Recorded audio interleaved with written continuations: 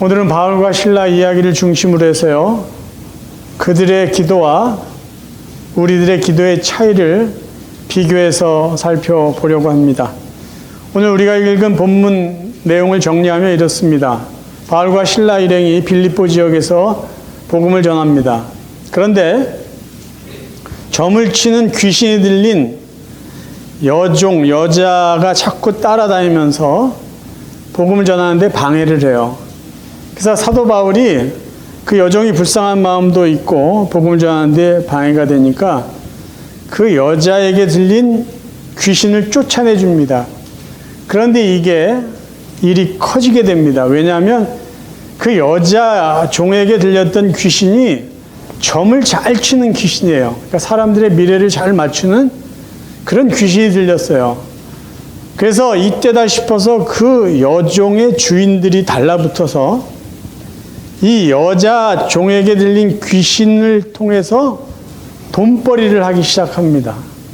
소설치 않게 돈벌이를 했는데 바울이 그 여종에게 들린 점을 잘 치는 귀신을 쫓아내준 것 때문에 이 주인들이 돈벌이를 못하게 돼요. 그래서 화가 나가지고 빌립보 시내의 관원에게, 로마 당국의 관계자겠죠? 그 사람에게 고발을 합니다. 그 일이 커져요. 그래서 많은 사람들이 모여서 이 사람이 유대인인데 로마 사람들이 지키지도 못할 이상한 말을 전한다. 소동이 일어납니다. 그 관원이 바울에게 또 실라에게 매를 많이 치라고 하고 감옥에 가두어 놓습니다. 자, 감옥에 갇힌 바울과 실라가 어떤 기도, 무슨 기도를 했을까? 먼저 이 부분을 살펴보겠습니다. 본문을 다시 한번 제가 읽어드릴게요. 많이 친 후에 옥에 가두고 간수에게 명하여 든든히 지키라 하니 그가 이러한 명령을 받아 그들을 깊은 옥에 가두고 그 발을 착고에 든든히 세웠더니 한밤중에 바울과 실라가 기도하고 하나님을 찬송하며 죄수들이 듣더라. 이에 갑자기 큰 지진이 나서 옥토가 움직이고 문이 곧 다 열리며 모든 사람의 매인 것이 다 벗어진지라. 한밤중에 바울과 실라가 기도하고 찬송합니다. 그랬더니 갑자기 지진이 나고요. 옥문이 열리고 그 사람들에게 차여져 있던 쇠고랑 같은 거겠죠. 그게 다 벗겨져요. 놀라운 기적 같은 일이 벌어졌습니다. 자, 제가 이제 여러분에게 질문을 드릴게요.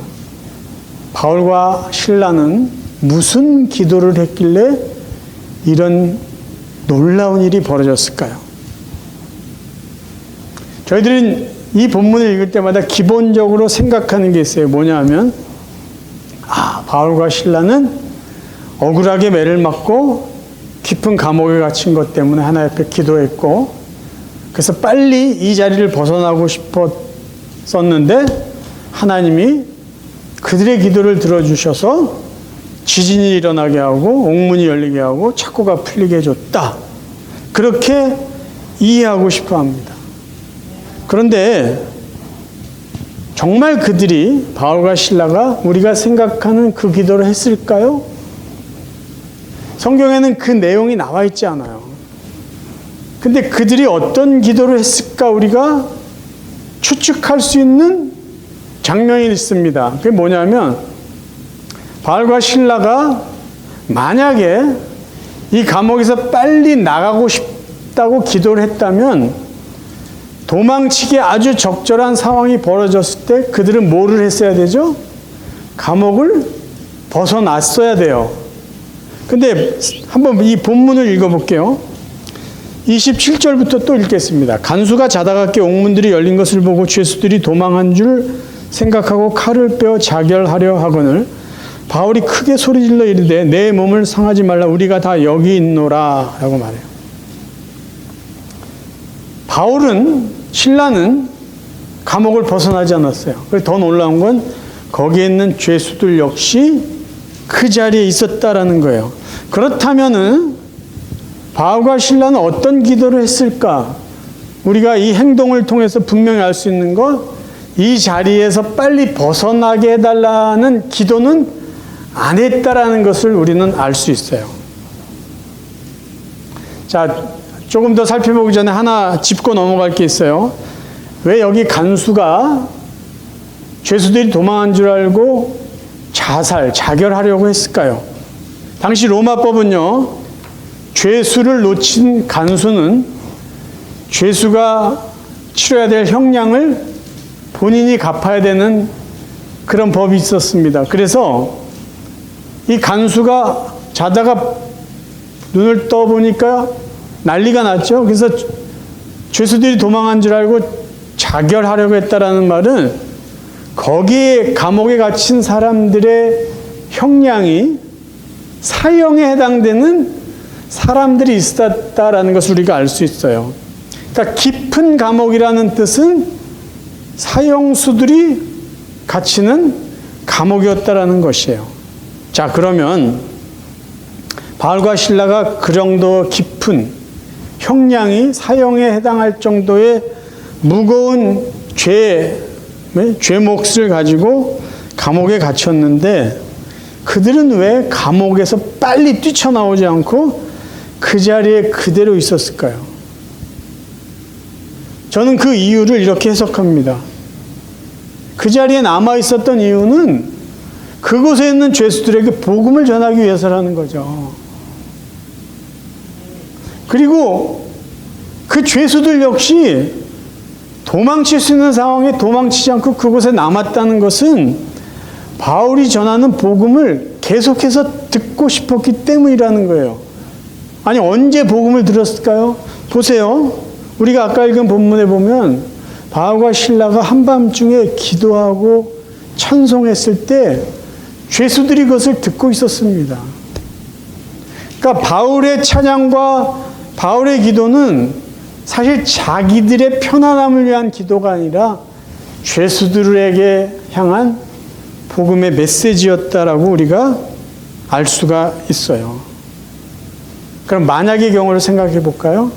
우리들이 그냥 생각하듯이 바울과 실라가 기도한 것은 빨리 이 억울한 일에서 벗어나고 이 깊은 감옥에서 탈출하는 것이다라고 기도했고, 그래서 하나님이 그들의 기도를 들어서 이 옥문이 다 열려지게 하고 쇠사슬이 쇠고랑이 다 풀려지게 해서 바울과 실라가 할렐루야를 외치고 그 감옥에서 벗어났다면 그 죄수와 간수의 가족들이 복음을 듣고 구원을 받을 수 있었을까요?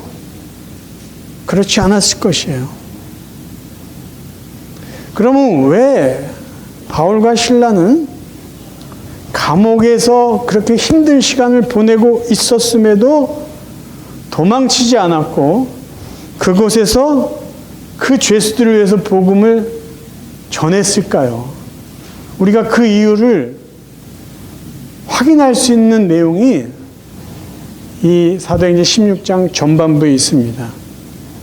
원래 바울은요, 2차 전도여행을 떠나면서 소아시아 지역, 지금으로 말하면 튀르키예요, 터키 지역에 복음을 전하고 교회를 개척하려고 했습니다.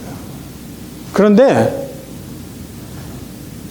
튀르키의 그 지금 이 중간 부분에 있다가 북쪽으로 가려고 하는데 밤에 천사가 바울에게 나타나서 마게도냐에 와서 복음을 전해달라고 간곡히 부탁을 합니다.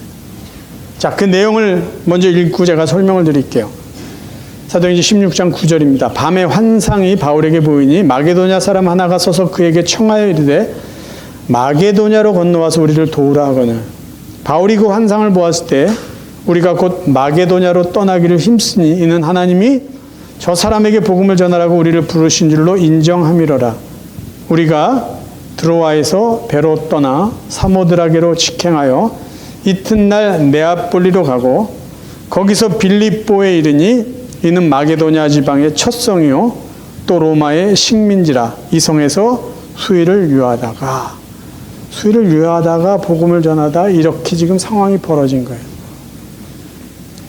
마게도냐는 오늘날 그리스 지역이에요.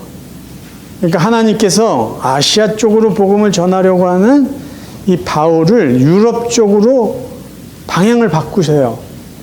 그래서 유럽의 첫 번째 도시 빌립보를 가게 된 것은 성령의 인도하심입니다.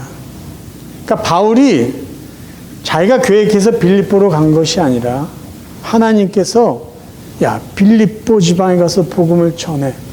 그 하나님의 인도하심을 순종해서 빌립보 지역에 가서 복음을 전한 거예요.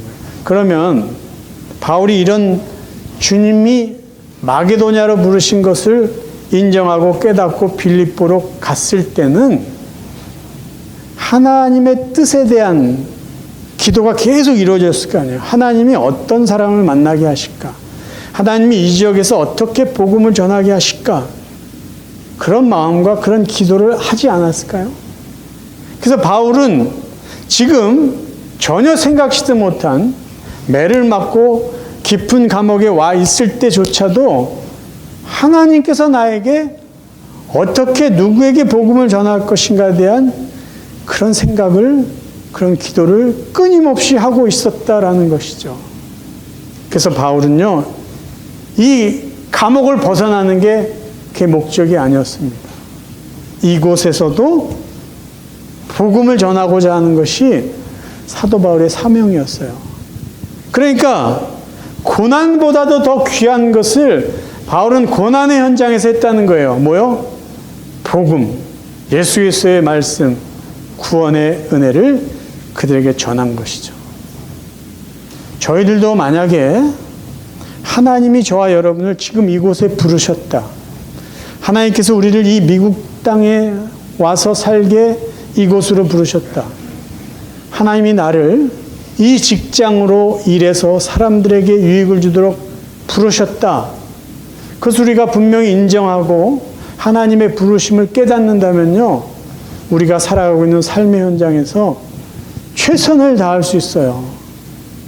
불평하고 힘든 것 때문에 원망하는 것이 아니라 힘이 들지라도 하나님이 여기에 나를 부르셨어. 그래서 내가 이곳에서 해야 될 하나님의 일을 해야 돼. 할 수 있어. 하나님 도와주옵소서. 우리가 그렇게 기도하며 살아갈 수 있다는 것이에요. 또 하나, 초대교회 성도들은 무엇을 기도했을까? 이 부분을 한 번 더 살펴보기를 원해요. 오늘날 성도들은요, 초대교회 성도들의 기도를 오해하는 부분이 있습니다. 그 부분은 사도행전 12장에 나오는 초대교회 성도들의 기도예요. 사도행전 12장을 보면 당시 헤롯 대왕의 손자 아그리파 1세가 유대인들에게 잘 보이고 유대인들에게 인정받으려고 요한의 형제 야고보를 죽입니다. 야고보를 죽이고 났더니요, 유대인들이 너무 좋아하는 거예요. 그래서 그 다음에 어떤 계획을 세우냐면 야고보보다 더 지명도가 높은 베드로를 잡아 죽이려고 계획을 세워요. 그래서 베드로를 잡아서 깊은 옥에 가둡니다. 깊은 옥, 사형수들이 갇히는 옥에 베드로를 가둬요. 그리고 베드로를 죽이려고 하는 그 전날 무슨 일이 생기냐면 천사가 깊은 옥에까지 가서 잠자고 있는 베드로를 깨워요. 그리고 그때까지 해도 베드로가 정신이 없는데 깊은 감옥에서 베드로를 그 간수들 모르게 구해가지고 나옵니다. 근데 이 일이 있기 전에 성경은 뭐라고 기록되어 있냐면요, 성도들이 베드로를 위해서 간절히 기도했다라고 말을 하고 있어요. 자, 그 다음 상황을, 그 다음 내용을 제가 읽어드릴게요. 이에 베드로가 정신이 들어 이르되 내가 이제야 참으로 주께서 그 천사를 보내어 나를 헤롯의 손과 유대 백성의 모든 기대에서 벗어나게 하신 줄 알겠노라 하여. 유대의 백성의 모든 기대는 죽는 거예요. 베드로가 순교당한. 깨닫고 마가라 하는 요한의 어머니 마리아의 집에 가니 여러 사람이 거기에 모여 기도하고 있더라. 베드로를 위해서 간절히 기도하고 있는 그 자리에 갑니다. 베드로가 대문을 두드린데 로데라 하는 여자아이가 영접하여 나왔다가 베드로의 음성인 줄 알고 기뻐하여 문을 미처 열지 못하고 달려들어가 말하되 베드로가 대문 앞 밖에 섰더라 하니 그들이 말하되 네가 미쳤다 하나 여자애는 힘써 말하되 참말이라 하니 그들이 말하되 그러면 그의 천사라 하더라. 베드로가 문 두드리기를 그치지 아니하니 그들이 문을 열어 베드로를 보고 놀라는지라. 오늘날 성도들은 이 부분을 보고요, 그때 베드로를 위해 기도한 성도들은 믿음이 없다라고 평가를 합니다. 왜 그렇게 말하는지 여러분 아시죠? 아니, 그들이 베드로를 위해서 간절히 기도해 놓고는 베드로가 살아왔는데 베드로가 살아온 걸 믿지 않았다니 이 사람들은 기도만 했지 믿음이 없어. 우리 이렇게 이야기를 해요. 그러면 오늘날 성도들이 그들의 기도를, 그들의 믿음을 우리가 쉽게 판단하는 근거는 어디에 있는지 아세요? 우리가 미리 짐작하는 게 뭐냐면 예루살렘에 있었던 초대교회 성도들의 기도 제목을 우리가 미리 짐작해요. 그들은 모여서 베드로 사도가 무사히 감옥에서 탈출될 것을 기도했다라고 우리는 짐작하고 그들의 믿음과 그들의 기도 전체를 평가한다는 것이에요. 근데 여러분 잘 생각해 보세요. 그때 그 시대의 예루살렘 교회 성도들은요, 굉장히 위험한 상황에 처해 있었습니다. 그때 교회는요, 공개적으로 박해를 당하고 있었을 때예요. 스데반 집사가 순교를 당합니다. 그것을 기점으로 해서요, 예루살렘 초대교회는요, 대대적인 박해가 시작이 돼요. 사도행전 8장 1절, 그날은 바로 스데반이 순교한 날이에요. 그날에 예루살렘에 있는 교회에 큰 박해가 있어 사도 외에는 다 유대와 사마리아 모든 땅으로 흩어지니라. 교인들이요, 교회 나갈 수가 없어요. 그러니까 오늘날 우리들처럼 뭐 맘만 먹으면 교회 가서 기도하고 맘만 먹으면 교인들끼리 모여서 교제하고 그런 상황이 아니에요. 예수가 그리스도다, 예수가 살아계신 하나님의 아들이다, 이 고백만 하면요, 그냥 죽던가 감옥에 잡히던가 그럴 시대예요. 이 박해의 분위기가 끝나지 않습니다. 잠잠해지지 않고요, 더 계속 이어지고 있어요. 야고보 사도가 순교를 당했죠. 그 다음 누구예요? 베드로도 이제 순교 당할 차례예요. 사도행전 전반부를 보면요, 우리가 그 당시의 교인들의 기도 내용을 알 수 있어요. 그들의 기도는요, 하나님 직장생활 잘하게 해주세요, 편하게 해주세요, 잘 먹고 잘 살게 해주세요, 이게 아니라 하나님 죽음의 위협 속에서도 우리가 믿음을 잃지 않고 신앙생활 잘할 수 있게 달라는 그런 기도를 했던 사람들이에요. 야고보 사도가 잡혔을 때 교회 성도들은 기도했을 거예요. 이제 베드로가 잡혀서 그 다음날 죽게 될 그 상황 속에서도 동일하게 기도했을 것이에요. 그러면 이들이 무슨 기도를 했을까요? 베드로 사도를 위해서 무슨 기도를 했을까요? 그리고 그들이 모여서 어떤 기도를 하나 옆에 올렸을까요? 저는 그 당시의 그 분위기와 그들의 믿음, 그들의 신앙생활을 생각했을 때 이런 기도를 했다고 저는 해석합니다. 하나님, 베드로 사도가 이제 순교당할 텐데 베드로 사도가 당당하게 순교하게 해주세요. 그리고 베드로 사도가 순교를 당할지라도 우리 성도들의 믿음이 흔들리지 않게 해주세요. 하나님의 교회가 흔들리지 않게 해주세요. 그리고 우리 성도들 중에도 이 믿음 지키겠다고 감옥에 잡혀가고 또 죽임을 당할지도 모르는데 그러한 위협에서도 우리가 용기를 잃지 않고 하나님의 교회를 지키며 믿음을 지키고 신앙생활하게 해주세요. 저는 이렇게 기도했을 거다라고 생각을 해요. 왠지 아세요? 그 당시에 순교당하는 건요, 아주 특별한 일이 아니에요. 스데반도 죽었죠. 야고보도 죽었죠. 우리가 알듯이 사도 요한 외에 예수님의 제자들이 다 순교를 당해요. 예수님의 제자만 순교당한 시대가 아니에요. 어떻게 보면 그 시대는 순교의 시대예요. 고난을 두려워하지 않고 순교를 각오하고 신앙생활을 했던 그들의 기도를 우리는 너무 쉽게 평가한다는 거예요.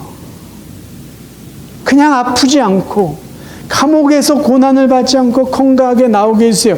이 정도 기도했던 교인들이 아니다라는 거예요. 그래서 우리가 읽은 이 사도행전 12장에서 베드로를 위해서 기도했던 성도들이 베드로가 그들 눈앞에 나타났을 때 놀란 이유는 자기들이 살아나기를 위해서 기도한 사람이 눈앞에 나타나서 놀란 게 아니라 믿음을 지키고 당당히 순교할 이 사람이 지금 살아난, 그리고 이를 살게 하신 하나님, 그 은혜에 놀란 거예요. 그 하나님이 베드로를 왜 이때는 살려주셨을까요? 순교의 위협 앞에서도 담대하게 기도하는 이들을 위로해 주기 위해서 오신 거죠. 베드로가 와서 그래, 하나님이 나를 살려줬어. 여러분 힘있게 기도하십시오. 우리는 이 위협 속에서도 믿음을 지켜야 됩니다. 그들을 위로하고 용기를 주기 위해서 베드로 사도가 거기 나타났고 베드로 사도는 또 떠난 것이에요. 이렇게 우리가 성경을 보는 게 훨씬 더 합리적이다라는 것이죠. 왜 우리가 그들의 그 결연에 찬 믿음과 기도를 오늘날 우리의 생각으로 쉽게 평가하냐라는 것이. 우리 이야기를 해볼까요? 저와 여러분, 우리는 고난 중에 어떤 기도를 하고 계십니까? 사람들의 기도 제목을 보면은요, 그 사람의 관심사를 우리는 알 수 있어요. 무슨 말 하려고 하는지 아시죠? 내가 지금 무엇을 기도하고 있는지를 우리가 솔직하게, 정확하게 살펴본다면 지금 내가 무엇에 관심을 두고 있는지를 정확히 알 수 있어요. 자, 그러면 성경의 인물들이 고난이 있을 때 그들은 고난이 없어지기를 기도했을 것이다 라고 지금 우리가 생각하는 이유는 뭘까요? 우리의 관심을 그들의 기도에 반영했다라는 것이에요. 어떤 관심이에요? 우리의 관심은 힘들 때 이 힘든 게 없기를 우리는 관심을 두고 기도한다라는 게 우리가 그들의 기도를 쉽게 평가하는 이유라는 것이에요.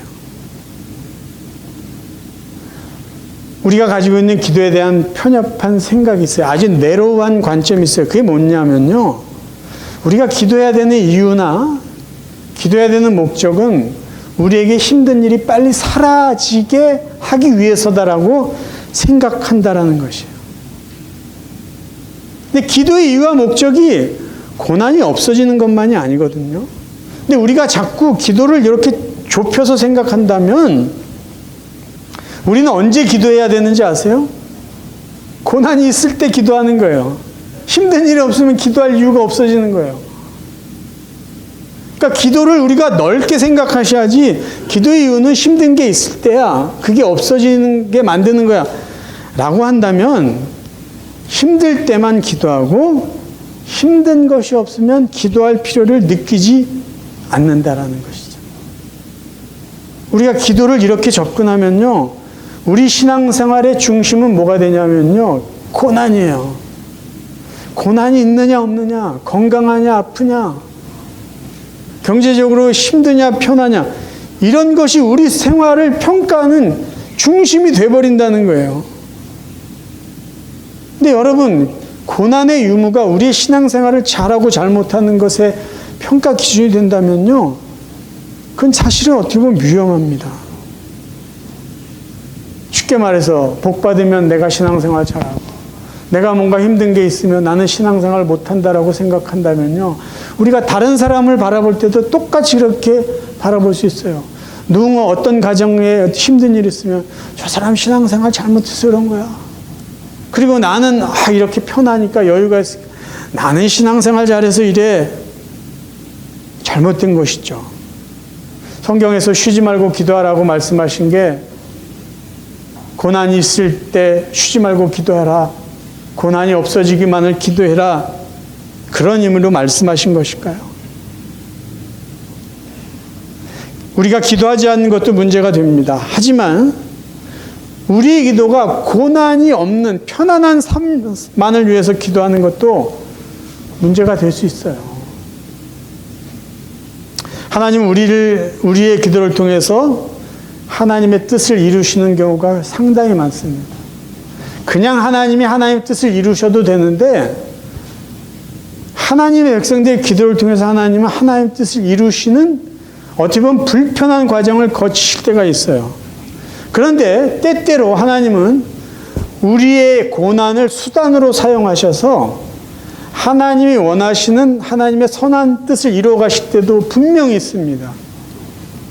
그런데 우리가 그것을 인정하려고 하지 않고 우리 안에 있는 고난이 없어지기만을 계속 기도한다면 하나님이 우리를 통해서 이루실 하나님의 선한 뜻은 절대로 이룰 수 없게 된다라는 것이죠.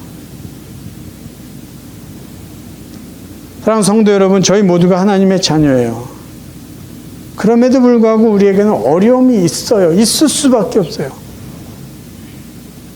근데 중요한 것은 이 어려움이, 이 고난이 우리의 믿음이나 우리의 신앙생활을 평가하는 기준이 아니다라는 것은 정말 감사한 이유예요.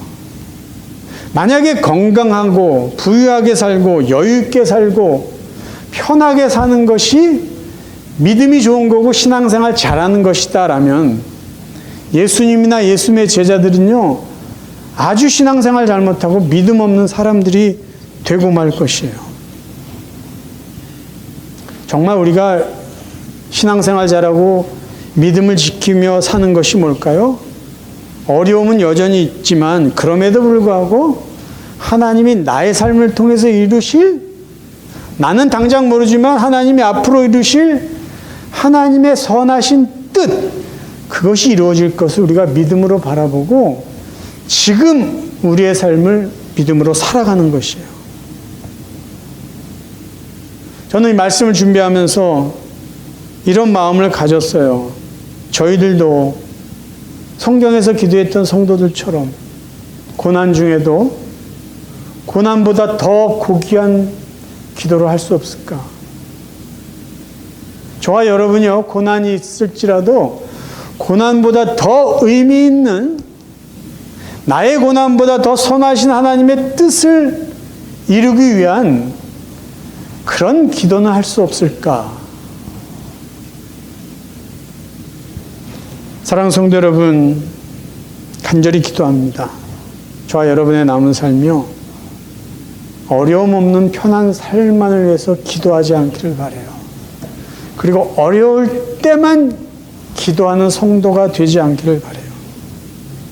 편안할 때나 힘이 들 때나 좋은 일이 있을 때나 조금 아픔이 있을 때나 상관하지 않고 변함없이 우리를 사랑하시는 그 하나님께서 나를 통해서 또 나를 위해서 내 주위에 있는 사람들을 위해서 이루어 가실, 고난을 통해서 이루어 가실 선한 일들을 우리가 믿음으로 바라보면서 고난 중에도 고난보다도 더 의미 있는 기도를 하면서 믿음으로 살아가는 복된 성도들이 되시기를 주님의 이름으로 축원합니다.